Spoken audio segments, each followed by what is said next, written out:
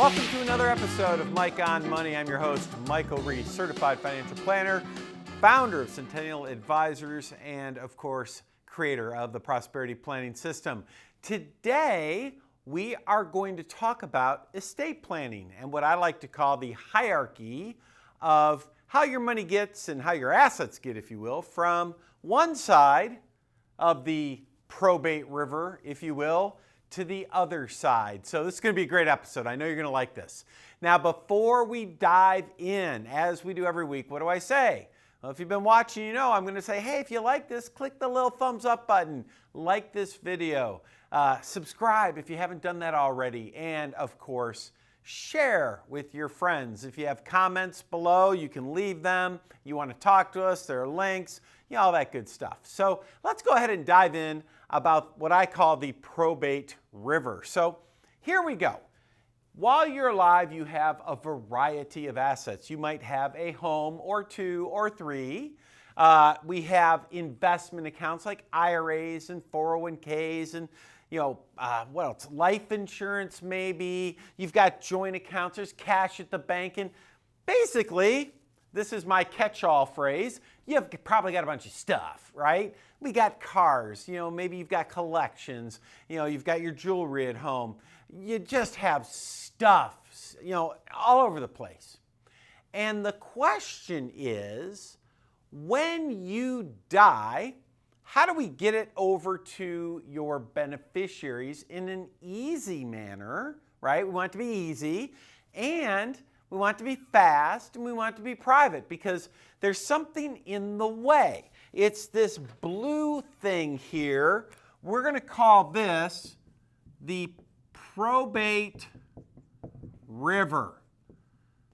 And what I mean by that is, if you don't have things set up the right way, you have to take all this stuff and it goes through probate before it gets to your beneficiaries. Why is that a problem? Well, number one, probate is it's public. It's easy for beneficiaries to raise their hand and say, we don't like that. Next thing you know, you got a big old probate fight going on. So it's public. It's easy to argue. It's expensive a lot of times. And of course, the more they argue, the more expensive it gets. It's just like, it represents everything you don't want. Unless, of course, you hate your children and you're looking to cause them headaches, right? Then I guess it's okay. But most people, that's not the case. So let's talk a little bit about how do we get assets across that river, right, without falling into the probate river. So what we need to do is we need to build a few bridges. And there is a hierarchy here that we follow. So what you may not know is when you die, there's a process that we follow in, that the court systems follow, that everybody follows, in how your assets get from point A, where it is now you, to point B, your beneficiaries. All right, so here's our first bridge, and please pardon me as you should already be able to tell I'm not the world's greatest artist, but here we go. Here's bridge number one. We're going to call this bridge, this is a bridge, we're going to call this the beneficiary, the B-E-N-E, the beneficiary bridge, right? So what does that mean? Well, let's pick on an IRA, right? A lot of you might have an IRA. And when you set up your IRA, or your 401k for that matter, you name a beneficiary. And whoever you name, bang, you're gone. That beneficiary fills out a claims form, they send in a death certificate, and boom, that money goes to them like that. It is fast, simple, easy. It is, from an estate planning perspective, I think the technical word is awesome, right? It's great. This is what we want. IRAs, 401ks, 403bs, all those retirement accounts, Roth IRAs, life insurance, annuities, anything with an insurance company, you can name a beneficiary. And those are wonderful tools. It does not matter if you have a will. It does not matter if you have a trust. Doesn't matter what those documents say. The beneficiary bridge rules all. Like we were joking earlier about Lord of the Rings. Remember, you have one ring that rules them all? It's right there. It's called the beneficiary ring, right? So there you go. Now, closely related, I see I accidentally crossed that off. Closely related to the beneficiary bridge is the next bridge called the POD-TOD bridge. And this is really the same thing. POD stands for payable on death. TOD stands for transfer on death. And it's essentially, it's a piece of paper that you fill out. Like if you have an investment account that's in your name only, right? Or in joint name, whatever, you can name a TOD. If it's an individual account in your name, you say Joe Smith, TOD, transfer on death to Mary Smith. And the minute Joe Smith dies, it goes to Mary, bang, just like that, right? Really, really simple. POD, payable on death, the same thing.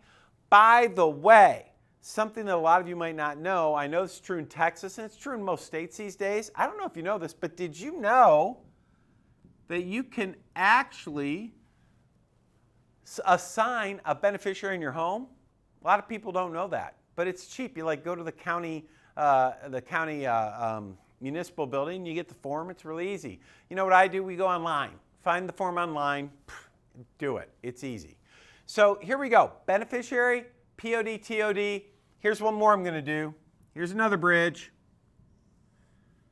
I think I've heard some attorneys refer to this as maybe a contract bridge, but I might call it like a titling bridge maybe. What if, like my wife and I have investment accounts, her name's Becky.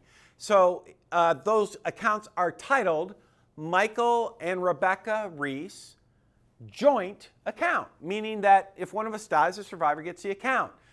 You might have had that happen. Maybe your parents, as they got older, put your name on an account, like at the bank. They said, here, we're going to add Bob as a joint account owner. We're going to add Mary as a joint account owner.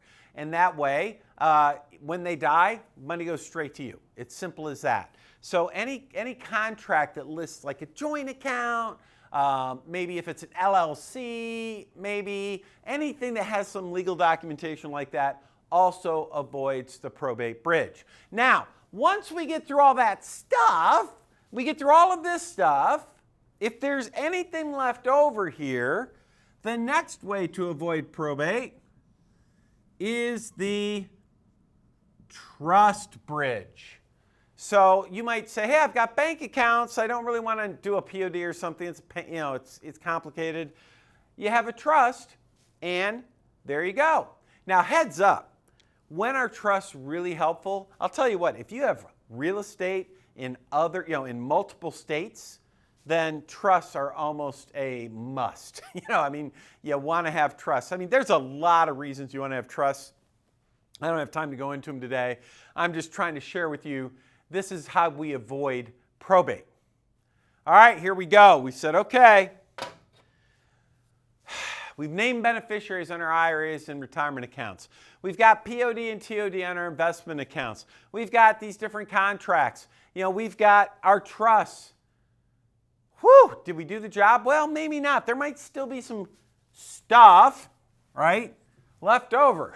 Right? It's maybe, hey, you've got that old knife collection or something. I don't know, but maybe you have things left over.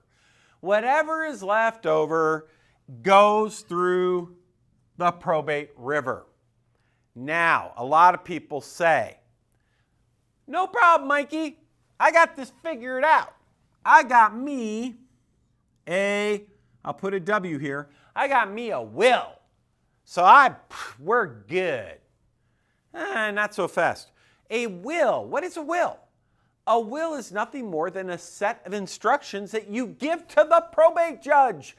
A will guarantees probate. Anything that goes through a will is guaranteed to go through probate because that's what a will does. The purpose of a will is when you go to probate, it's a document you give to the probate judge. You say, here you are, your honorable Mr. or Mrs. Judge. This is what my parents who just died want to have happen. Now give me the authority to do that, please. That's what a will is. But you still need it because anything that's not covered by the bridges, I mean, you don't just want to throw to the water and hope it works out. You want to have at least a set of instructions. So a will is kind of the last line of defense, if you will. Did you catch that? A will, if you will. But in any event, it's the last line of defense. If you don't have this stuff, then what happens is all your stuff goes through probate, and then you have what are called there's like every state has its own set of rules, and they might not be what you want, and it's a nightmare, right? So there you go. This is how estate planning works. This is the order. Beneficiaries are number one. It doesn't matter what your trust says. It doesn't matter if your trust says, oh, my IRA goes to John over here, but if your IRA, the beneficiary says, no, it doesn't go to John, it goes to Jill, guess what? It's going to Jill, because beneficiaries trump everything. POD, TOD trumps, contracts trump, all that stuff, all of this trumps what your trust says. And I see that a lot of times people miss that. So there you go, really important. I hope this made it a little bit less murky for you. That is the hierarchy, and that's how you get over the probate river. So if you like this, hey, give us a thumbs up. Feel free to leave your comments. And by the way, heads up, remember I should have prefaced this by saying, I'm not a lawyer, right? I'm a financial advisor. I'm a certified financial planner. I deal with lawyers all the time. I know how this stuff works, but it's really important that you do talk to an attorney to make sure, right, that you've got this set up in the proper way for you. All right, thumbs up if you like it, subscribe, share this with your friends. That's this week's episode, or this episode, I guess we would call it. We'll see you next time.